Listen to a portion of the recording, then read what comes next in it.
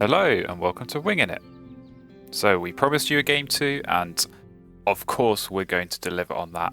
Here we go, we have game 2 of the Premier League matchup between myself and Tay.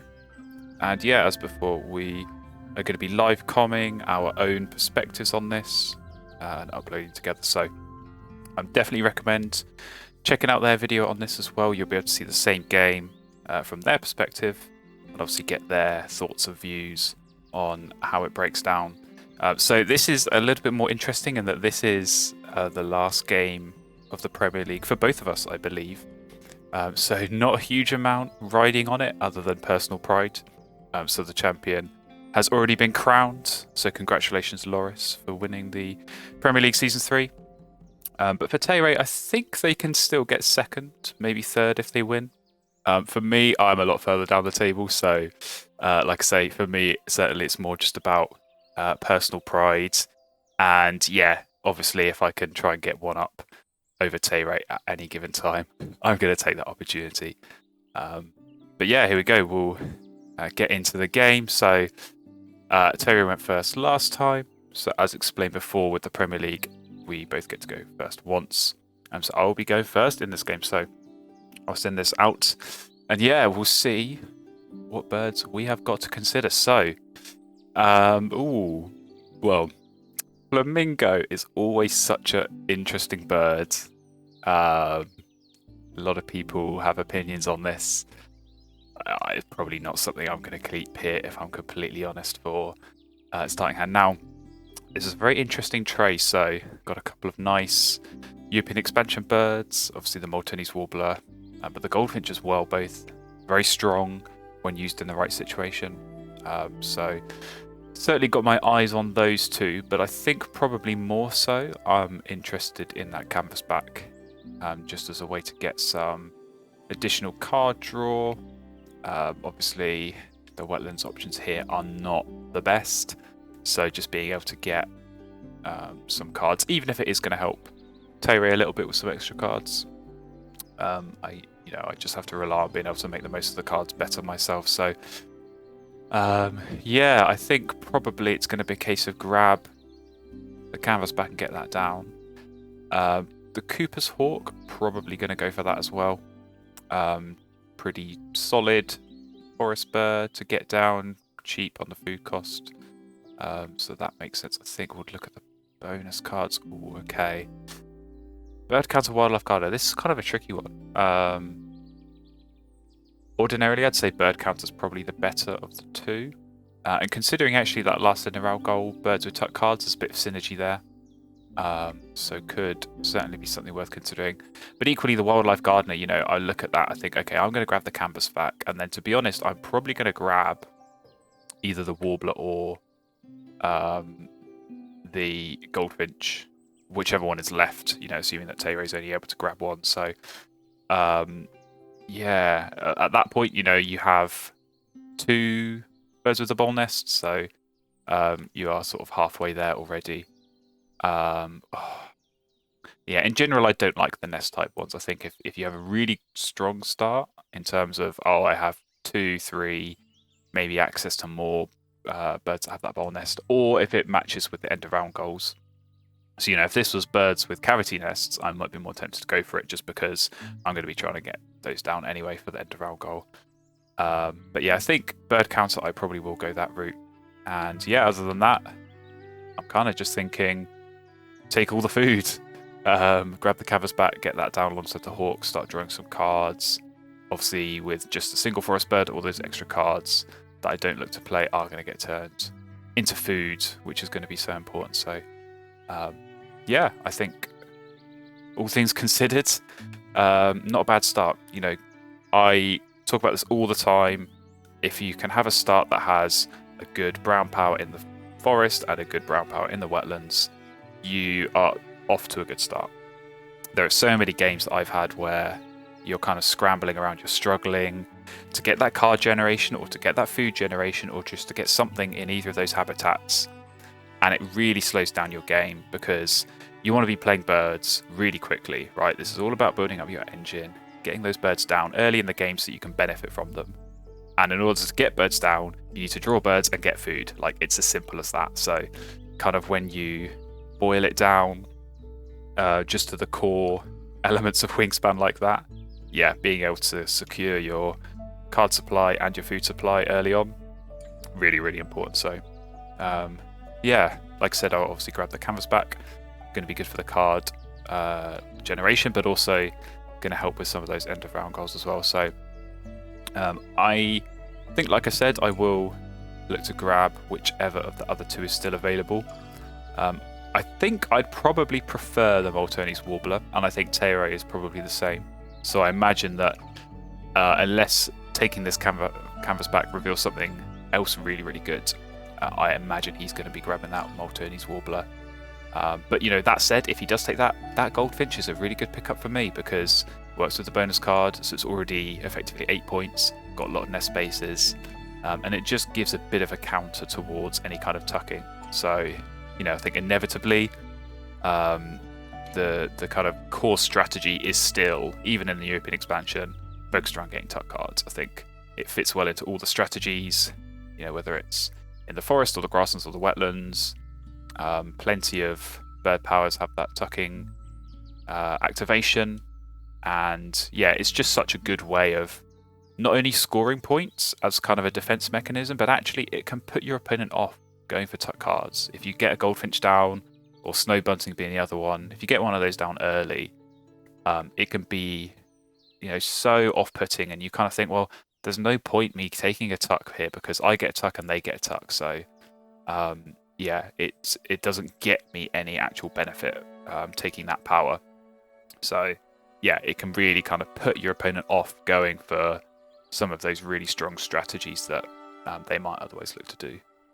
But yeah, I imagine, like I say, Teiro will be kind of thinking and planning, and always when you're going second, it's a little bit more tricky. I think in this position, it's probably not so difficult because, you know, you imagine that I'm going to take the canvas back here, right? I think that's pretty clearly the strongest in the tray. I mean, the only exception would be if I already had a really good wetland bird in my hand, and obviously that's something that Teire doesn't know.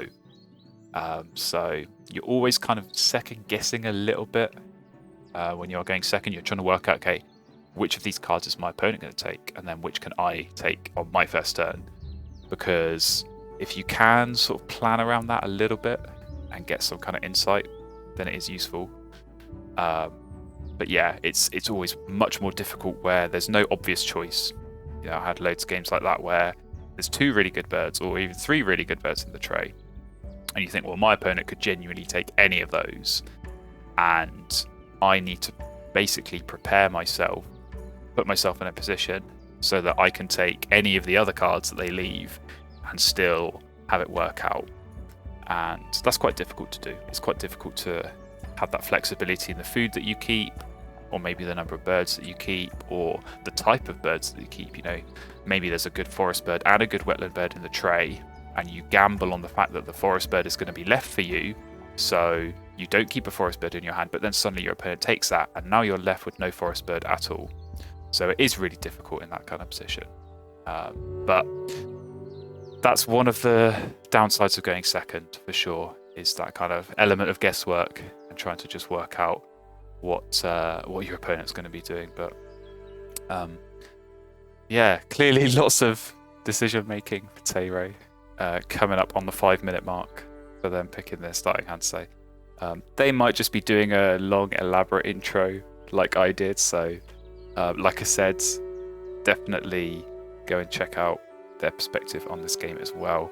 I'll certainly be doing that once these videos go live, so I can either complain about all the good luck they had, or laugh at them for terrible decision making, or both. So either or, depending on the outcome of this game, which obviously you may or may not already be aware of, which is weird for me to say considering I haven't actually played it yet. But hopefully it's a good one. I think our first game was actually pretty good, so if you haven't seen that as well, I would recommend checking that out. It was a good game. I'm not going to spoil the result. It was a pretty close one. Could have gone either way. I think both of us had good setups and managed to build them up pretty effectively, and then equally we both got screwed over by either the bird tray or the bird feeder in kind of equal measure. So yeah, it was certainly one of those close games where actually it wasn't fully decided just because one person got better cards than the other, which can happen quite a lot in Wingspan. So definitely check that out. But here we go. We are in. Tere's pick cards. They kept 2 birds. Interestingly, they've not kept a seed, which kind of does tell me they're not going to go for either the canvasback or the warbler, I think. Or, sorry, either the canvasback or the goldfinch. I think they probably are going to go for that warbler. But yeah, I need that canvasback, so I will certainly be grabbing that. And luckily, nothing better appears in the tray, so that is good to see. And yeah, now we kind of just wait and see what Tere's going to go for. Like I said, I'm kind of guessing it's going to be the warbler here. I mean, they might just ignore both. If they have already got a good wetland bird, maybe they want to play that first to really make the most of it. And here we go. They indeed, well, I said if they have a really good wetland bird, and then they're going to play the green heron. So that's very interesting. I'm very tempted to just go and grab this warbler now. I think that's going to be really good for me. That's throwing me so much because I was not fully anticipating a wetland play. So surely they're going to lay eggs.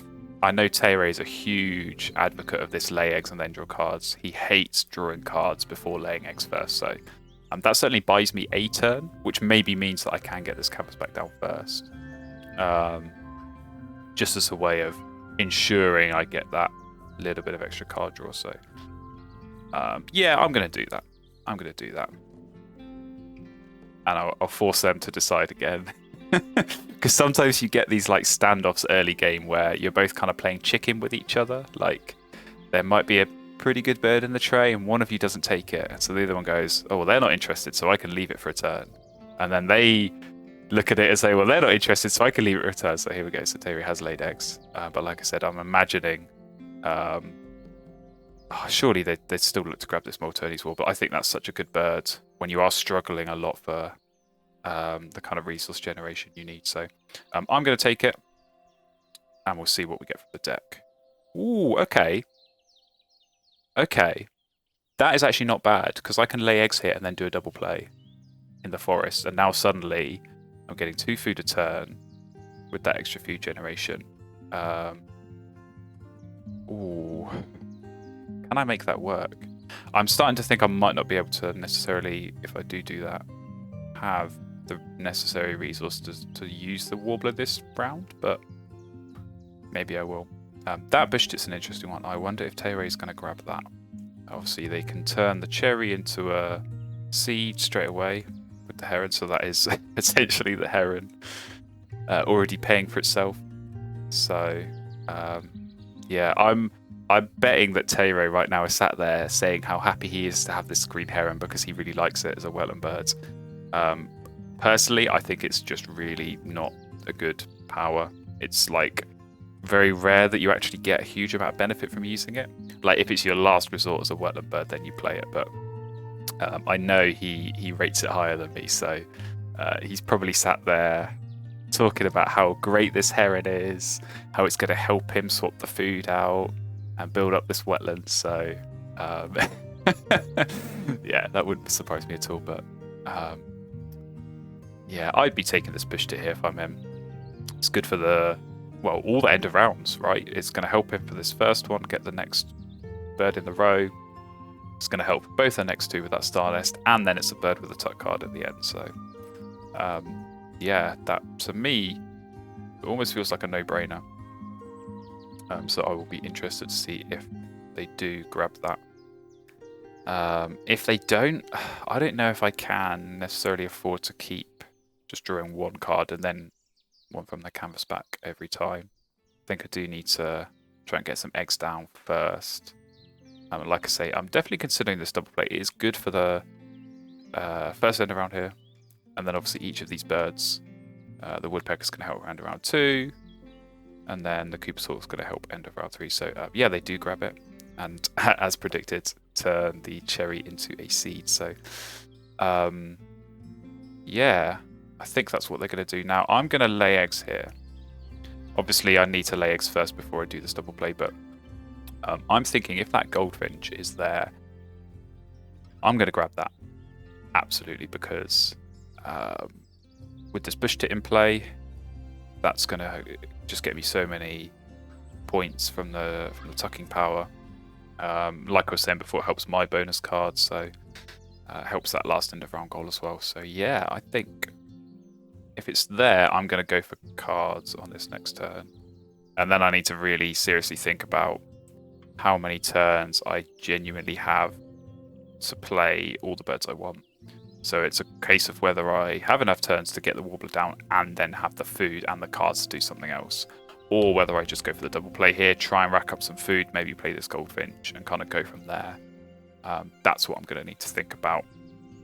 And I think often these kind of decisions early in the game are so pivotal to how the rest of your game plays out, because just 1 or 2 suboptimal turns in that early game, in that first round, you can really put yourself behind in the tempo or just at a disadvantage. You know, this first round is 8 turns. It's almost a third of the game, and I think people forget that. I think people look at it as 4 rounds of equal importance, and so basically it's only a quarter of the game. But you know, this is the bulk of the game, really. What? Sorry? Are you okay, Tay-Ray? Am I seeing this right? We have got a forest bush tit. Well, that's my thumbnail sorted. I'm almost speechless. He must have some kind of what? I don't even know. I can't even rationalize this in my own head as to what that is doing. Like, I've only seen forest bush tit when you've got wood duck and catbird or something like that. But if he had wood duck, catbird, why would you play the heron? And like, even I've seen some people make forest bush tit work if you have like a girl or a killdeer and you're getting lots of cards in the grasslands, but normally you put the bush tit there to get all the tucks while you're laying eggs, not when you're taking food. I don't even know. I genuinely don't know what to make of that. I'm so confused. Yeah, okay. Well, like I said, I think I am just gonna go for cards here. Go one off the top. Take the goldfinch. I'm kind of wary now because every card I give him, he's just going to tuck under that bush tit. But I think I've not got great cards here. So, ooh, there we go. Well, he's not got wood duck mockingbird. That's for sure. I don't know where the mockingbird fits in for me though. I'm going to have to work out how to fit that in. Because you kind of need a strong brown power. And the only brown power I have... Well, I've got this Cooper's Hawk and then there's Canvasback, so not really the kind of brown powers you look to copy a lot. So yeah, probably keep hold of that mockingbird. And again, like I said, if I get one of those strong tucking birds or an egg laying or a food generating bird like a crow or anything like that,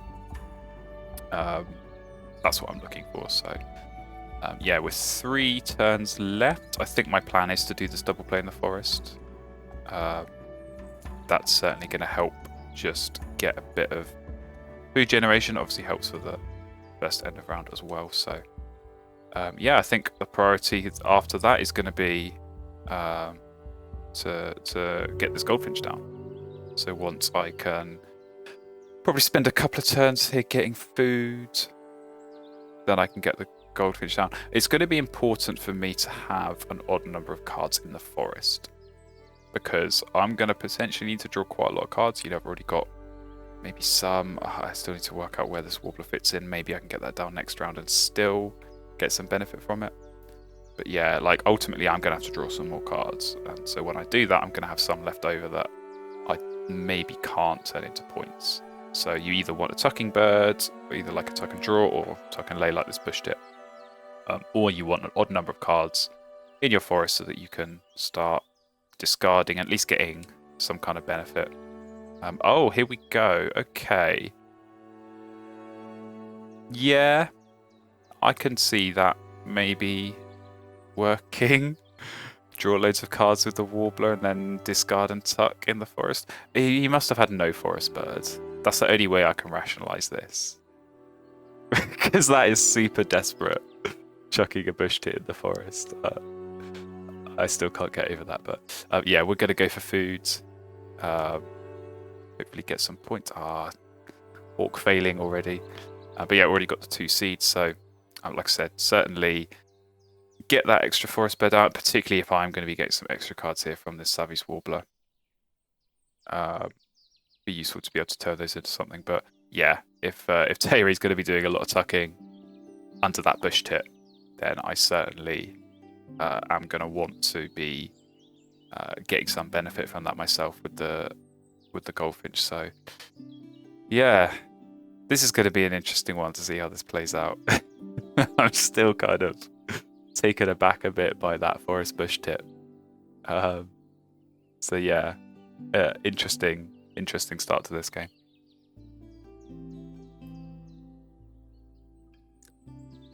I'm gonna love seeing what Terry's thought process was for that. Yeah, just kind of hearing, I guess seeing as well, like obviously what they have in their hand. Like I said, I'm imagining it's I have no food, or I have no forest birds. I just need something as a way of getting some extra food in the forest through discarding, but then also getting tucks and eggs as well. So yeah, interesting, very, very interesting. Forest bush tit is not a very common place, so yeah, best of luck to Tay-Ray, and we'll see if that works out for him. Alright, so we get a free bird. What is it going to be? Yeah. Well, it's another card to chuck. That's how I see it. It's another card for discarding. I mean, actually, I could genuinely play this as play it in the grasslands and then start moving it around when I lay eggs. That might not be a bad option. I don't know. I still feel like I want to prioritize getting this goldfinch down. So I'm gonna lay eggs now, just because I know. First of all, I'm gonna need to lay eggs anyway. And second of all, if there is a good tray next round, then I want to be able to make the most of that. So yeah, we'll lay eggs and see what on earth Tay-Ray does. So they did swap that fish into a cherry. So that could mean absolutely anything in terms of what they've drawn. Okay, so they've gone through. So there is another cherry there. So hopefully they don't take 3 cherries. There aren't any birds I can think of that eat 3 cherries. Not in either the base game or the European expansion, at least. So hopefully there is still one there, so that when I come to take food next round, I can grab the cherry and get this goldfish down. And potentially as well, I might need another cherry if I do. There's 2 cherries there. If I do go for this warbler still, this Maltese warbler at some point, but we'll see. So we go. Oh well. How's that for a round 2 tray, Tay-Ray? Forest bush tit. I don't know if that's looking silly or if that's looking genius right now. But yeah, there's your grasslands. Killed it and Robin. Unbelievable. So yeah, they'll be grabbing those absolutely straight away. And they've already got the food. But both of those, get those down, start laying some eggs. And yeah, this lovely wetlands they've got built up with this heron and warbler.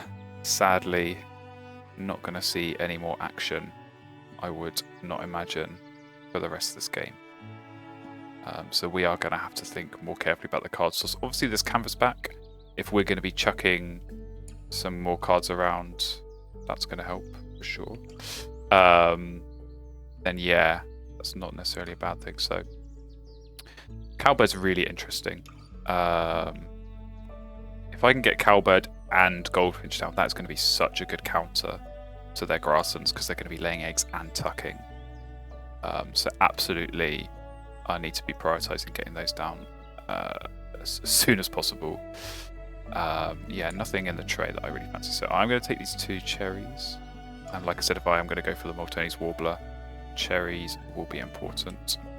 Oh, Orc failing again. Not doing me any favours. But yeah, I'm going to have enough turns here so I can play the Goldfinch. I can go for food, and then potentially look at playing Warbler, Cowbird, draw cards, and then go for food again.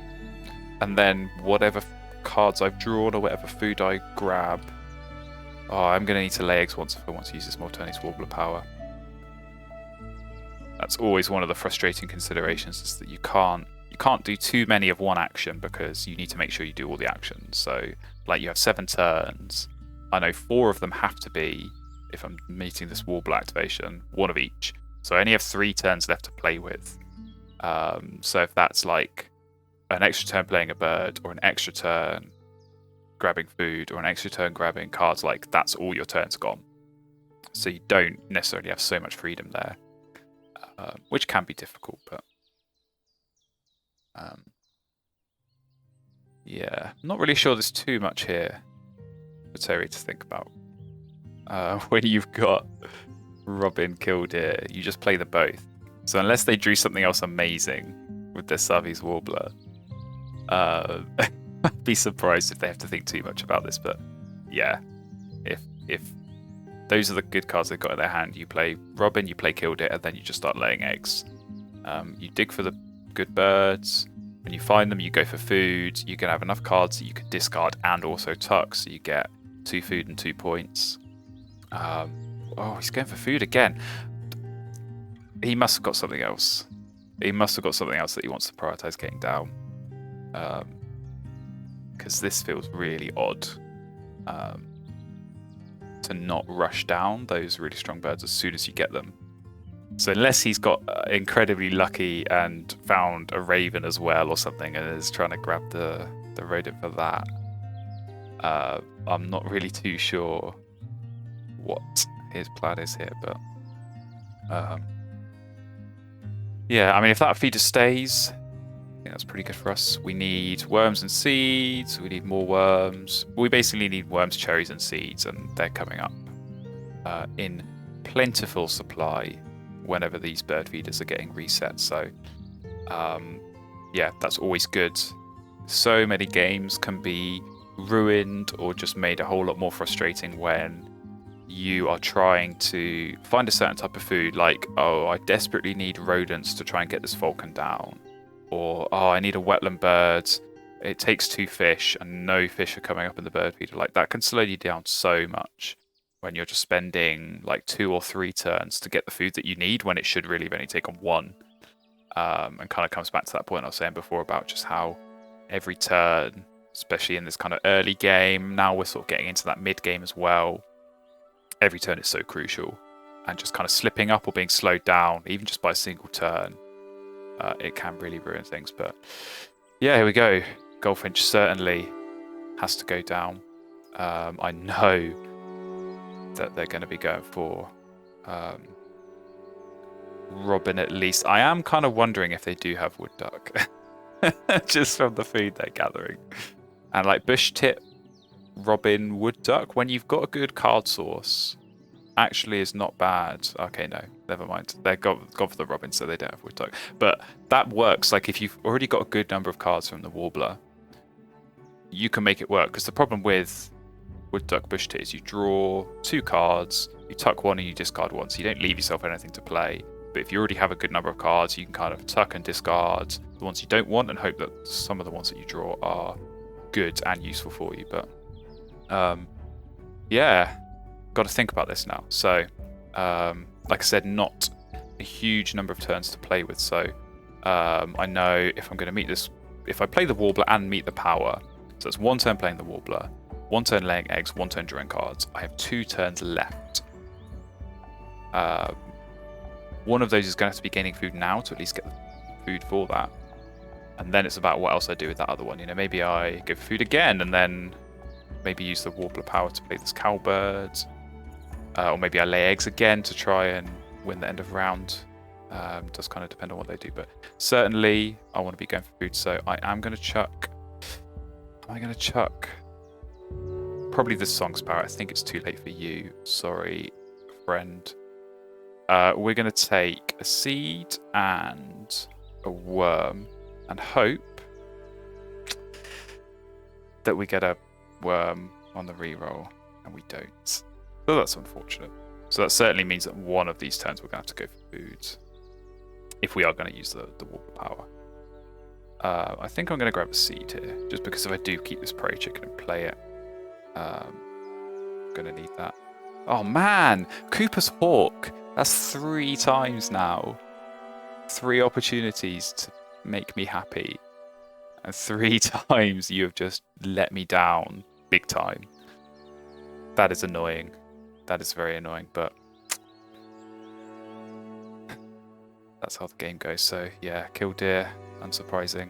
I'm kind of tempted to just sack off this Warbler and just play the Cowbird, because I know I'm going to get some benefit from it straight away.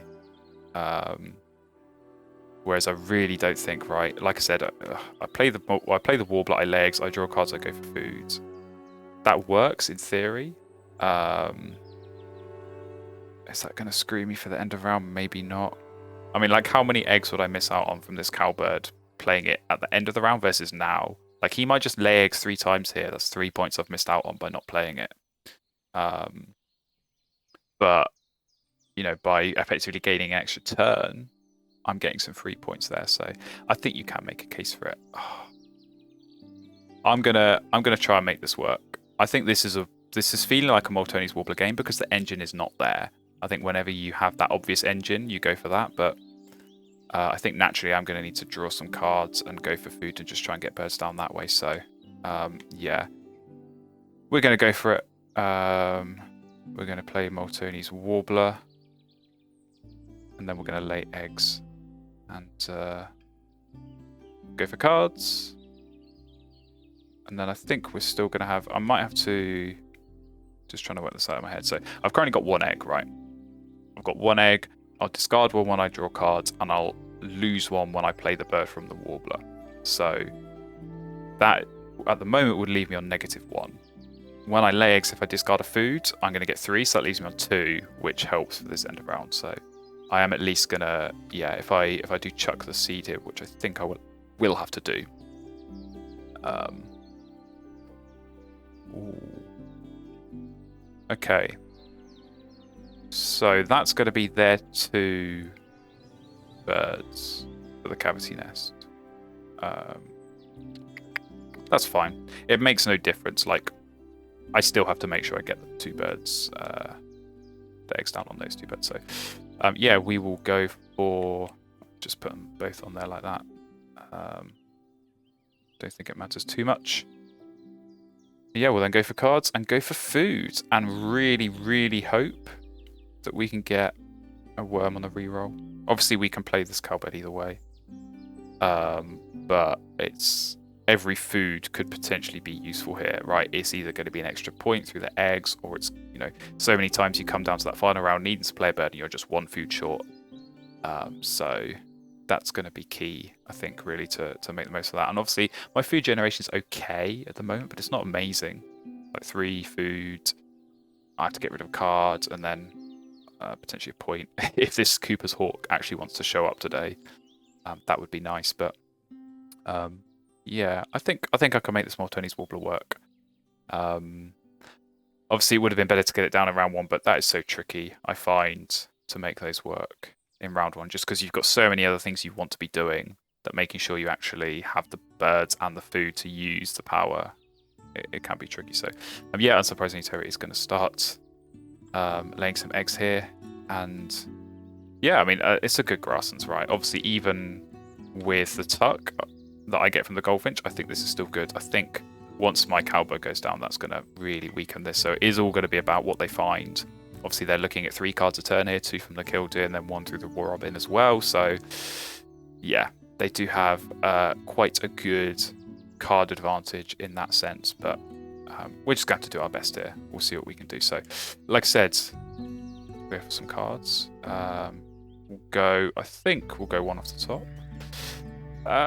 Not, well actually, I mean it might help the next end around, but probably no more than that.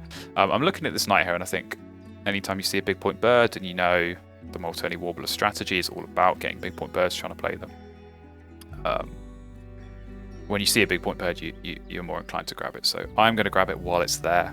I might not play it until the last round, but it's still 9 points, so it's worthwhile going for.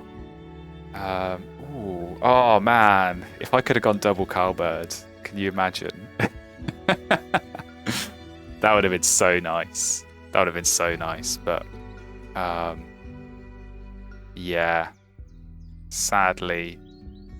Well, actually, I mean, if Tayray doesn't grab that, I could still grab that and then use the Molteni Warbler power to play that, and then still have this other cowbird up my sleeve and get the triple pink down. I think he's going to deny that. I think his plan is probably always to lay eggs here. And it's worth spending one of your cards gained. Oh, well, how's that for Rule 16? Ouch. Big ouch. And that Benelli's Eagle works so well with the Molteni's Warbler and this canvas back, so I'm going to draw so many trash cards and need to turn those into points. And it works for that last end of round goal, so yeah, I do need to be careful here. So that's so annoying because it does potentially, well actually I suppose I could just use the Molteni's Warbler power to play the Eagle straight away, because probably like I've probably got at least 3 birds here that I'm not going to want to play. I do need to be careful and not discard the egg though when I do this, because if I need an egg to play the Benelli's Eagle, then I don't want to lose the end round. So you have to grab Benelli's Eagle when it's there. You just have to. It does ruin the plan a little bit, but like I say, not left with a huge amount of choice. So yep, I'm okay with that. Probably Gannet, Magpie, Mockingbird. That's probably what I play. So we're going to put you in. I think the Wetlands makes the most sense because I'm going to need cards. I want to not be able to discard eggs too much if I can avoid it. So we'll go there and yeah, we'll go Gannet. I think Gannet Magpie for sure. How are we looking for this next end around? Oh, he's got 2. I am going to have 3. And maybe if I get this Night Hare down, which I probably won't, but that would be 4. I don't think I need the Blue Jay here. I think this setup in the forest that I've already got is quite nice. So yeah, we'll tuck. Oh, don't want to take this back. We'll tuck those 3. Make sure we take the egg off the canvas back. And into round 3 we go. So hopefully, are we going to get as nice a tray as Tayray did? No. But actually, that Dixis was really good for them. So probably, and actually works well for us. So I might be able to make that work. But certainly, I'm going to grab that. Red-tailed Hawk as well. Interesting. I think they would be looking at that, particularly with that bird feeder 2 rodents. Helps the next 2 end of rounds and just helps build out their engine. So I am going to grab both of these. And we'll go one off the top. Okay. Ooh, Catbird's good for them. Catbird is definitely good for them. Right, I need to think about priorities here. I definitely want to be getting this Cowbird down, right? I've already waited long enough to kind of try and get the double counter down on this Grasslands. Being able to do that as soon as possible is always preferable.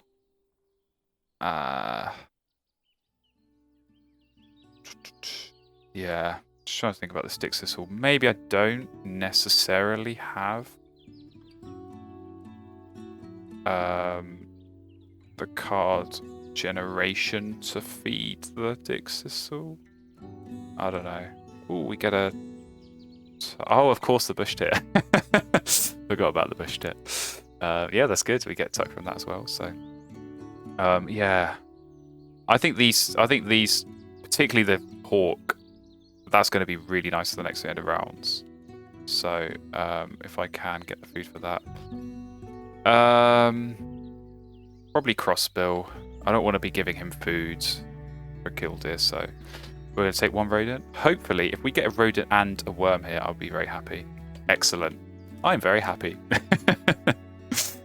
So that's good for us. Hopefully... Oh my god! Come on! What is this, 4 in a row now? This is insane. Ah, Cooper's Hawk really letting me down big time here. Really letting me down. Such a shame. Northern Harry, yeah, there you go. So that's their 3rd platform nest. And so I absolutely want to be going for Red-tailed Hawk here. But again, right, 4 turns, so... Can I go Cowbird, Hawk, eggs? That leaves me 1 turn. I get food. Maybe I get food for the Night Heron. If I don't, maybe I get food for one of these others. Even if it's just a Mockingbird, that's a pretty good grasslands to just kind of spam late game if I need to. Like Moltoni's Warbler final round is always tricky to work out how to play that. So, yeah, well he's naturally going to lay eggs here, so we'll play the Cowbird. I am in the very fortunate position of being able to play both birds, even if he doesn't lay eggs here. I do have those 2 eggs, so yeah, I'll need to be careful on this end of round that if I do choose to play an extra bird, I don't end up losing all my eggs, and that can be a big problem. So I might have to not use the Warbler, which is a shame, only getting 1 usage out of it. Oh, okay, well that's the grasslands complete for Tayray. Man, that is so nice. What's that going to be? 4 eggs, 5, 6, 7. That's like 7-ish points. And obviously I'm going to get 2, which is really nice, but... Oh, man. Yeah, he's found some good birds. He's found some good birds for sure. I don't think that changes us, though. I think I still want to get this Red-tailed Hawk down. And then I think I might just have to lay eggs twice here to secure the end of round. Oh, yeah, and then I'm going to have to think really carefully about the final round and what I do. Whether I do try and make the Warbler work for that end of round, or if I just try and get the Mockingbird or the Dick Thistle down and just lay eggs. I think probably... it's going to be so tricky. It's going to be tricky. It's going to depend a lot on what's in the tray for that final round. So we'll have to wait and see on that. But yeah, Warbler is such a tricky... These teal powers, they're so tricky. I think I'm still learning. Like the expansion has been out, I want to say 3 months, coming on 3 months, something like that. I'm still adjusting big time. It's a lot to take in and get used to. And yeah, there is such a very specific play style that these suit. And I find that I have to really adjust the way I naturally play the game a lot when I have something like Moltoni's Warbler, and it can very much distract you from kind of doing what you really want to do. But here we go, so he's gone for food. I guess the good thing is if that woodpecker misses like it did there, he's still only getting 2 food a turn when he does, so is it worth? I don't know. I guess maybe he's gambling on, maybe he picked up the ibis earlier, I don't know. Maybe he's hoping he can get down that extra platform nest this round, but I think Tayray's Grasslands is in a position here to just egg spam. Just lay eggs. Like, you probably have the egg space to do that pretty much the rest of the game, maybe 1 turn playing a bird, which maybe is why he's gone for food here, but I think you just use that to your advantage and really spam the eggs. There's a chance he's been put off a bit by these 2 pink powers, but I don't necessarily think they're going to help too much against his grasses. But anyway, I'm going on too much. Let's lay some eggs. So, oh, actually, hang on. Let's think about this. If I go for food first, I can then lay eggs and discard a food. So I guess be 4 eggs. And then if he lays eggs, which he'll need to for the end of round, right? Yeah. I can get an extra one on the canvas back. I could potentially play the Mockingbird in the wetlands as an extra play. Or maybe even the grass, I don't know. It's going to depend on how he's played this end around. I think I'm in a position where I'm going to need to try and get some birds now. I don't think I can just lay eggs for the rest of the game. But it would be so much better with that Mockingbird here, or the Dixisal in the grasslands. So, right, let's look ahead to the next end of round actually while we're here. So he's going to have 1, 2, 3, 4. I'm got 1, 2. I'm going to have 3. If this hawk actually worked, I would be in such a good position for that last end of round goal. I'm so mad that it's not working. It's so frustrating. Yeah, I think I'd really like to get this Dixisal down final round. It's going to help with the bonus car. It's going to help with the end of round. Even if I maybe miss 1 tuck on it, I think it's still worthwhile. So, this is tricky. I really don't know what to do here. I think my engine is so weak that I'm going to have to go for cards final round anyway. So, maybe I will have to go for food extra time. I'm going to ditch something. I'm going to ditch, I think, the Mockingbird. Yeah. Hope for some seeds. Oh my god. See, this is what I was saying about the bird feeder just sometimes not cooperating with you at all. And not giving you the food you want. It can be really, really annoying. Do I go for the fish now and then grab the rodent? Oh, I don't even know. Do I grab the rodent and then grab the fish to try and get this down in the last round? I'm all over the place. I'm so lost as to what I should be doing here. Come on. Oh my god! Oh! This hawk is just... If I lose this game, which I'll be honest, I feel like I am losing this game right now. This hawk, I'm going to be so mad.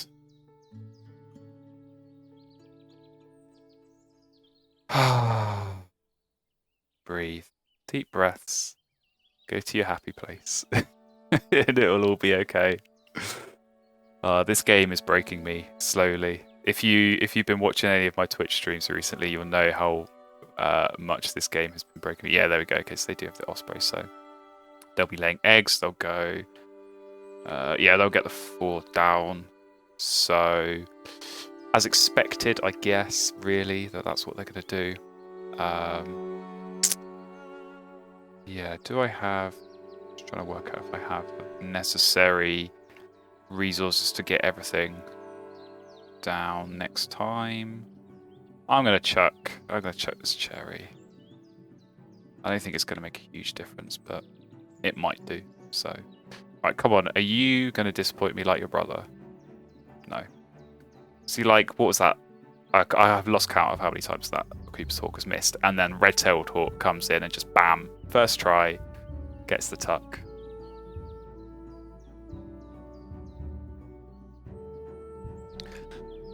I've basically only got 1 more shot on that Cooper's Hawk. I can't see myself going for food twice in the final round. I think probably if I'm going to meet the Warbler, I'm just going to draw cards once, gain food once, lay eggs once, play bird once, and then probably that extra turn, lay eggs for points, and then obviously play the bird. If I'm not going to use the Warbler power, I'm probably just going to go for food, play either the Prairie Chicken or the Dixisal, and then just lay eggs. Like, that's the deal right now. So, okay, we do get another tuck and an egg. So at least my pink powers are kind of helping me a little bit here, but I just know Taylor is absolutely raking in the points here in this grasslands. Like that Harrier straight away gets the tuck just to rub it in. We can't use you, Warbler, sorry. I did everything I could to meet your conditions, but I don't have the birds. Sorry. So we do have to skip. And we've been tying every end of round as well, which is quite funny. So, oh, here we go. Ooh, well. Can I make the hobby work? It helps with the tuck cards. He's going to grab it, though. He could stick that on the Savvy's Warbler. Man. when you've got a grasslands engine like this with no food, and you get these cheap birds, like either Benelli's like I got earlier, or like any of these ones where you play it on top of something. Those are like gold dust. So yeah, he'll absolutely be grabbing that. But those are the perfect birds to have with Maltese Warbler type birds, because you can get that free play at the end. You don't need extra food or anything like that. You basically just stick it on whichever your weakest bird is. Normally you do have like a 1 point or a 0 point bird, kind of like what Terry's got here. So that's where they're used best. Obviously for me, not quite as good because all my birds are at least 3 points. So yeah, always worth bearing in mind with those. But like I said, if I'm Terry here, I'm laying eggs and grabbing that. That kind of secures the final end of round for them at least. So yeah, I think after he's had his turn here, we're going to do a bit of round 4 maths. So this is certainly the time, probably the latest point in the game, where I would start counting. I think normally I'd start counting before this, but trying to count in my head whilst live commentating a game and saying other things is not the easiest thing to do. So we'll do it together. We'll walk you through it. I'll show you how I count up some single-digit numbers and see where we're at, because I think that can have a bearing sometimes on whether you go for the risky play or not. Like if you're leading by a lot, you take the safe play and just take the guaranteed points that you know you can get. If you feel like you're behind, or maybe it's going to be a close game, you might want to take that gamble. I think particularly if you are behind, if you feel like your opponent's maybe like 5 points ahead or something that's like significant but a small enough margin that you could reasonably bring it back with a bit of good luck, then you go for it. That's where it comes down to like playing bonus cards or trying to use something like this Maltese Warbler. Like, am I going to gamble from the deck, see if I can get a big point bird? Those are the kind of things that you kind of think about. So yeah, I think it is always a tricky decision to make late in the game like that. But yeah, he did grab it unsurprisingly, and it has revealed a Trumpeter Swan, which does kind of tempt me. Let's think this through. So if I gain cards, if I am going to make use of the Warbler power, I'm thinking it's probably going to be Dick Sissel and Night Heron, or maybe Dick Sissel and Swan.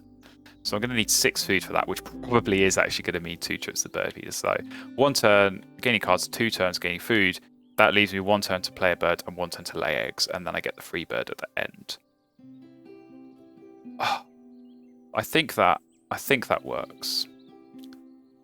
It's whether that's better. Right, anyway, I'm getting sidetracked. I said we're going to do some maths, so let's look at Terry's points. So I always just group tucks and card points together. So for the forest, 2 and 5 and 4, he's got 11. With the robin, that's 16, 17 with the killdeer, and then the final 2 are another 10. That's 27. And then in the wetlands, he's got another 10. Pretty easy. 37 plus the 11 eggs, 48. 48. And then on end of round goals, that's going to put him to 50, 53, 54 plus 1 bonus card. I have no idea what the bonus card is. I'm going to say probably about 4 to 6 points. So that puts him somewhere like 58 to 60. So obviously he's had 1 turn more than me, but I'm slightly ahead. The caveat to that is his engine is just insane. So he's just going to lay eggs for the rest of the game. He can probably start skipping this killdeer power. I think it's 3 turns laying eggs, 1 turn playing the hobby in any order. And like this is a 7-8 point engine. The hobby's going to get him like 4 points, I think, just from playing it, and then it's going to help the end of round goal as well. So yeah, that's going to be like another 25, maybe 30 points with the end of round. So he's going to be on like 90-ish points. So it's whether can I find a safe guaranteed route to score 90 points. Like that's basically 5-6 points a turn. So it's a case of, okay, if I grab food and just play like the prairie chicken or the Dick Sissel and then lay eggs how many times, is that going to cut it? Is that going to get me the points I need? So like gaining food, if this orc plays ball, that's 1 point. If I then play the Dick Sissel, it's 4 points, plus 2 minus 2, so it's 4. and then I have 3 turns laying eggs. I'll probably, yeah, I would have to skip 1. Well, I'd have to skip 2 actually because I'm going to discard a card. So I'd only get 1 time tucking on a Dixisal for maybe a 7-point grasslands, and then the other 2 are going to be 5. If the Hawk plays ball on that 1 turn I have gaining food, then it's going to help me tie the end of round, which is worth another 3 points. So that's also worth bearing in mind. The other obvious option is to go for the cards here. And then, like I said, it's probably those spend 2 turns gaining food, play a Dixis or lay eggs. The thing I don't like about this is that gain cards 0 points. Gain food twice, at most 2 points. That's 2 points from 3 turns. It doesn't cut it for a final round. And then, like, okay, again, you play Dixis, so then you lay eggs. So you play the Dixis for 4, you lay eggs for 7. So that's, what, 11 plus 2s. 13 points over 4 turns? 5 turns? 13 points over 5 turns. And I said I needed like 50. I don't think that's going to work, so... Yeah. I think, regrettably, I am going to have to forget about the Wobbler. But it's going to entirely depend on this, so we'll see. Should we go for worms? I'm going to go for fish, just in case, because I might need to replan. Come on, seed. Okay. Come on, Hawk. Thank you. Thank you so much. Okay, so that puts us on 4 each. I know if he plays the hobby, that gets him to 5, and then I can play the Dixis and also get to 5. Yeah. If he's found like Imperial Eagle or something, that's going to be tricky to fight back from, because that's going to help again on the end of round. It's going to just be huge points on its own. Again, like with Bene's Eagle that I was lucky enough to grab earlier, any of those birds that don't cost food when you haven't got any food generation in your grasslands, so powerful to get. So yeah, I imagine that's what the plan is going to be there. But yeah, I think for me, I think it is just going to have to be Dixis and eggs and rely on the red-tailed hawk. I think I've got the egg space to do that. So I play this, I'm going to have... I've currently got 12. This will give me 5 more, so I'm going to have 17. 4, 4, 4. Yeah, I think even if I get some free eggs from this cowbird, I think I'll be okay. But yeah, as much as I would love to get cards, get food, and then have an extra turn playing this Night Heron or something like the Swan, I just don't see it working. I really don't. Yeah. Ooh. Oh. He did house raid into hobby. That's kind of interesting. Why would you do that?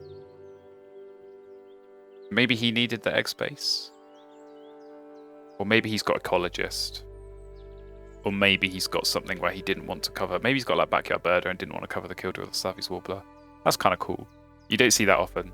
A kind of double bird into hobby like that. So I'm all for it. It's a cool play, even if it's annoying. And helps him for the end of round. But yeah.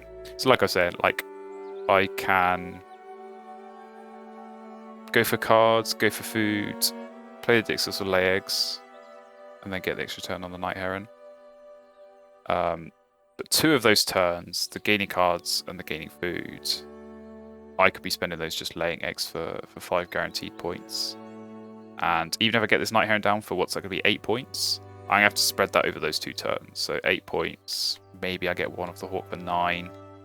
I don't think it's as worthwhile as the tucks I'm going to get here through the Dixis. So we will play the Dixis.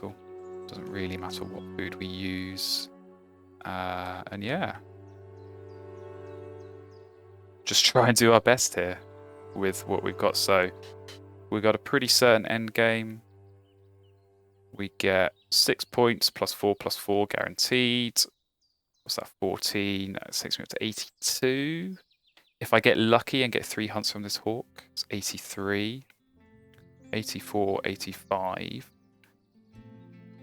Some end of round points. Hopefully we tie and we get to 90, and then it's all going to be about the cowbird and the goldfinch. They might just about provide enough of a defense and enough of a counter to this grasslands to be able to really bring this back for me. But yeah, this has been I want to say clumsy game. It's not been super clean, I don't feel like. There's been a lot of back and forth. It's been a shame to not use that warbler power as much as I really could or should have. But yeah, that happens sometimes. You know, sometimes different bursts come up and change your plan, or you have to reprioritize, or you have to do something for an end of round goal. Yeah, there's a time and a place for having a plan and sticking to it, and then there are other times where you really are better off just kind of going hell for leather and changing it up and trying to do what you can. So, oh man, I'm so glad that hawk finally got a hunt on the last try. Was it?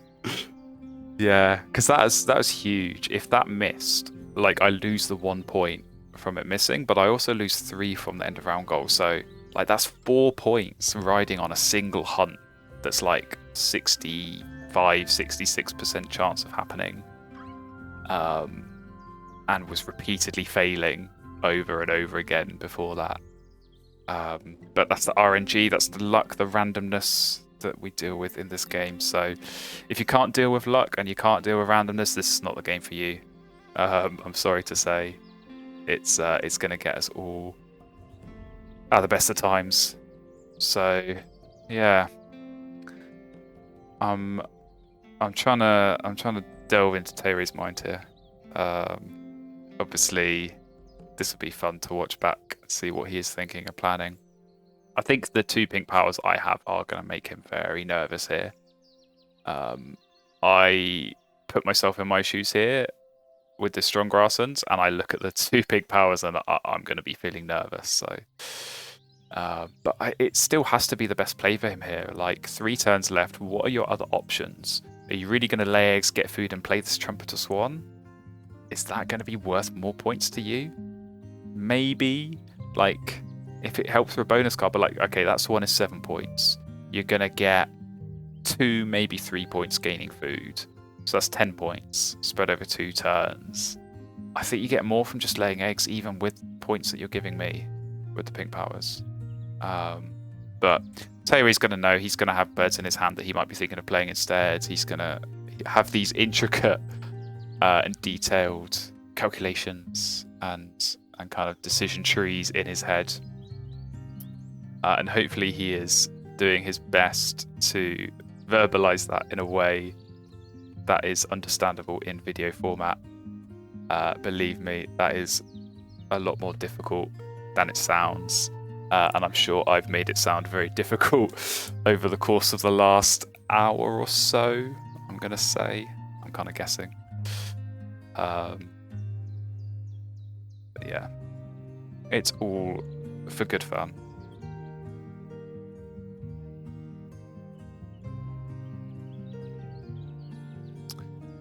Oh, this is almost like is this Tay-Ray or Davim? Like, what's going on? Coming up to 5 minutes. This is a Davim classic. Although, to be fair, normally this is on turn 1 of the last round. Davim will just spend an absolute eternity calculating and going through these decision trees and being like, if I do option A, I get this many points, and if I do option B, I get this many points. And like, that is absolutely the right thing to do. But he is like super thorough, super detailed. And then also, like, because there's always the unknowns, right? You're looking at your opponent thinking, what bonus cards do they have? Like, I'm going to look at this. Did he just go for food? I think he's gone for food. I'm going to look at this and be like, right, has he got ecologist, like I said? Has he got oologist? Has he got rodentologist, falconer, like fishery manager, wetland scientist? Like, you've got to look at all these bonus cards and think, right, what's the best case they have? Davim sort of does that, but also sort of doesn't do that, because he'll just assume that you've got the best bonus card in the game. So he'll be like, oh, I'm not even going to count up. I'm just going to assume they've got 6 points or 8 points from their bonus card. Or he'll be like, oh, they've got 3 bonus cards. So they've probably got 18 points. Like, most of the time, you're not going to have anywhere near that in terms of points. So it's calculated risks. But anyway, I can stop talking. I can start having my turn. So he has gone for food. That's really weird. I'm really curious what he's got. So the woodpecker, so he got a cache on the woodpecker, that's important, and he did the tuck and lay on the bush tit, which is why I got the goldfinch tuck. But that's such a weird combination of food. Like, has he got woodstock? It must be woodstock. Like, nothing eats cherries and fish and rodents, so there's going to be some wild food in there. But anyway, this is completely irrelevant because for us, it is straightforward. We lay eggs, we tuck this night heron, and we pray to the Wingspan gods that we get a successful hunt on the hawk. Thank you very much. 2 more of those, please. 2 more of those to make up for all the absolute garbage I've had to deal with from your brother in the forest. I will be happy. Ish. But we'll see. Right, commentary. Please don't take another 5 minutes. I hope in that 5 minutes you planned out 3 turns worth of activity and not just 1. Yeah, there we go, Woodstock. So he is gambling on a bonus card. I reckon he probably has Rodentologist if he's decided Woodstock is worth playing. Purely for the extra 2 points. Man, I'm trying to think what good bonus cards again. He could, like, if Falconer for 4, Wetland Scientist is 3. Obviously Oologist, even Ethologist for 4. I mean, there's a lot of good bonus cards you could get, but there's also a lot of duds, like Forester, Prairie Manager. We know he doesn't have Bird Counter, which is really good, because if he had that, that'd be huge. Omnivore, I guess that'd be 4 points. Yeah, there's a lot there. There's a lot there that he could have that's good. We're at least getting 4 from ours, so I think we've done what we can there. But yeah, we'll lay our eggs. Unfortunately, Mr. Dixisel or Miss Dixisel or whatever Dixisel, we're not going to get another tuck from you. And please, Hawk. Please, Hawk. I am sad. Please, I just need 1 more. I think that could be could make or break this game. These Hawks choosing whether they want to be successful, and the same Tere's Harrier. I'm assuming he's going to be laying eggs on this last turn. Kind of the way these eggs are spread out makes me nervous for Oologist. But yeah, he's going to be laying eggs. Like, so many of these games, they come down to 1 or 2 point swing. So, like, his Harrier misses and mine works, I might win. If mine misses and his works, he could win. Like, you're just flipping a coin at that point. And there's not a whole lot you can do about it. So, this is funny. We are going to tie all the end of round goals, which you don't see too often. It kind of makes them completely pointless. We both put in so much work trying to meet, particularly this last one. Even that round 3 one, like, I had to play this red-tailed hawk. Tere played this osprey that he probably wouldn't otherwise have played. And yeah, just trying to like really do our best to compete and win and score points in these end of rounds, and then like we're just gonna end up sharing all the spoils at the end. But yeah, I think it is going to be just laying eggs here for Tere, surely. Even if he had California Condor here, I think he'd be pretty nutty to play it. Oh, actually, no. If he has got Eastern Imperial Eagle, I might cry. I might actually cry. Because I think that'd pretty much win the game for him. Because I think it will be close. Like, my gut says there's probably like 5 or so points in it. I'm not sure which way, but certainly if he plays something like Imperial Eagle, even like Northern Goshawk or something, because that's just going to get you extra points from the end of round goal as well, on top of all the additional points you get for playing it.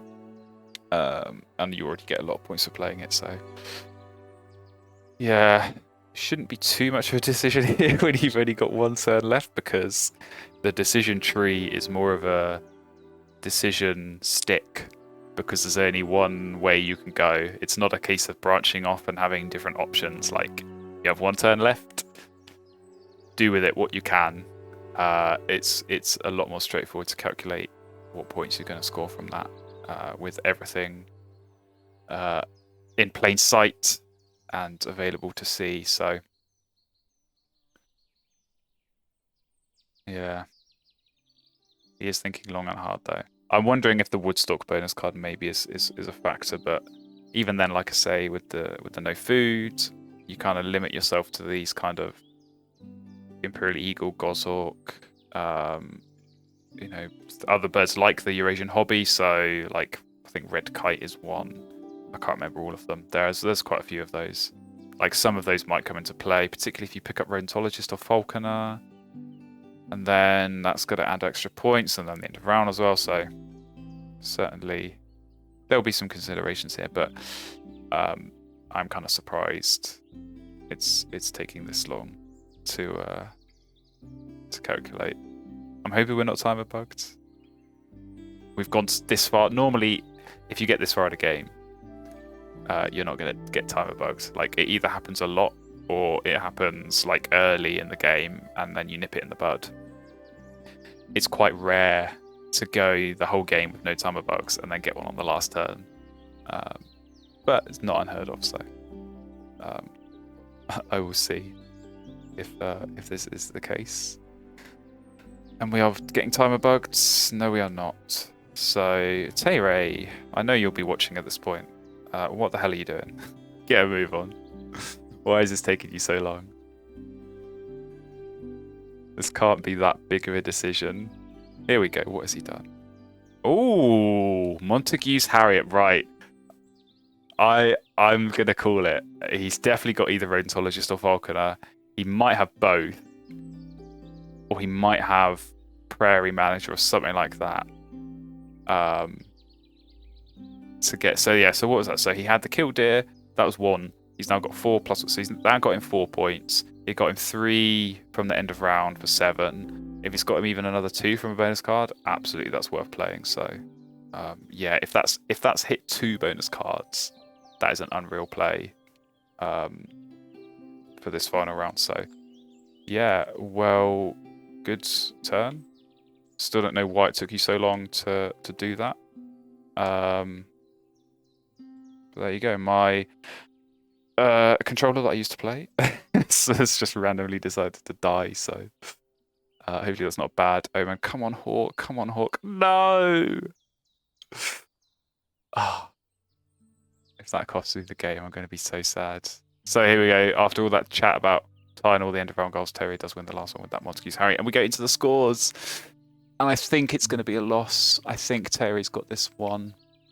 Certainly that Montague's Harrier play at the end makes me very nervous. Yeah, look at all those bonus card points. He must have got a nice pickup with the Woodstock. Oh, I don't know. It's going to be down on some tuck cards. Oh, yes! Oh, is that fish? Is that fish? Oh my god. Oh, what a game. What a game. Good game, Tay-Ray. Man, it should not have been that close though, because these stupid Hawks just kept missing all damn game. But my god. What was it? Oh, it's Platform Builder. Okay. But oh, so it wasn't. Man, that is such a lucky pull. 7-point Platform Builder from a Woodstock. Are you kidding me? That is insane. And it helped him meet Dark Specialist. So this is a really curious play now. I guess it's still worth it, because you get 4 points from the bird, 3 from the end of round for 7. Whereas laying eggs, you get guaranteed 7, maybe 8 with the Harrier. But then you give me 2 from the pink. So yeah, definitely on the surface, looks like the better play. But man, what a game. Beating the Killdeer, always a good feeling. Obviously got a bit of help from Bonelli's Eagle early on. But was basically dragged back and almost ruined by those two hawks trying to sabotage the game. But a win is a win. We take it, and what a way to end the season as well. So thank you everyone for watching. As I said, we both recorded our perspective of this game, so please do go and look at Tere's version of this game. I will absolutely be watching it, and very interested to see his thoughts and views and kind of the thought process, the decision making as well. So good game and good season. Congratulations, of course, to Loris. And hopefully you're all able to take part in the tournaments that we have on the Tournaments Discord. Do come and join us if you are already part of the Discords. And in the meantime, I will see you in the next video.